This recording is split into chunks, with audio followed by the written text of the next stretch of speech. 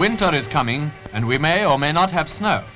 To be certain of a seasonable Christmas, you ought to go to the far north and build yourself an igloo and live with the Eskimos.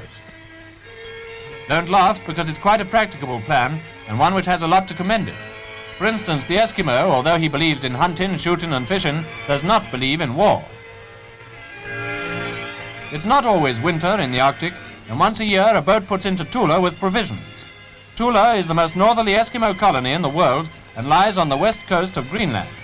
The Eskimo women wear trousers, but the Eskimo men are men, though they grow no hair on their face. On the left is an Eskimo, on the right David Haig-Thomas. Haig-Thomas, bow of a famous Cambridge boat, spent a bearded year in the Arctic with the Eskimos, and a companion, John Wright, whom you wouldn't mistake for an Eskimo either. We must omit much of the interesting film which Haig-Thomas shot for Movietone and start him off in the spring with his two Eskimo companions on their trek across Ellesmere Land to explore the badly charted spaces beyond.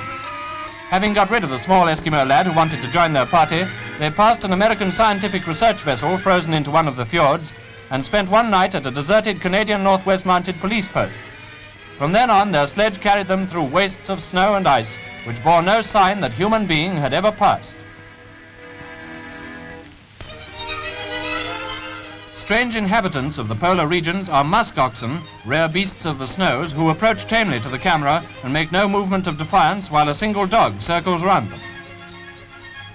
A faraway government's edict protects the musk ox, but the same cover is not extended to the polar bear, whose meat is stripped and fed to the dogs. Remember, when you study a map of the far north, that land and sea are equally blanketed with snow and ice when you traverse them. Only by boulders sticking up through the snow can you tell earth in many cases from ocean. One evening, the party camped on land which was not marked on the map.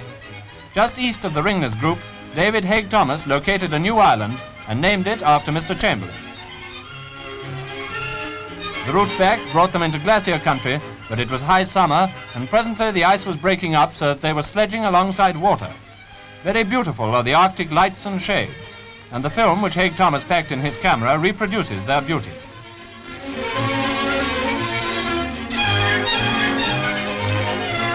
When they reached Tula, there was dancing in honor of their return. It was a day of great rejoicing. The Eskimo boy grinned all over his face, and the old dog showed off her healthy young progeny. It was the biggest occasion in Tula until the day when the Eskimo kids were running down to greet the incoming ship again.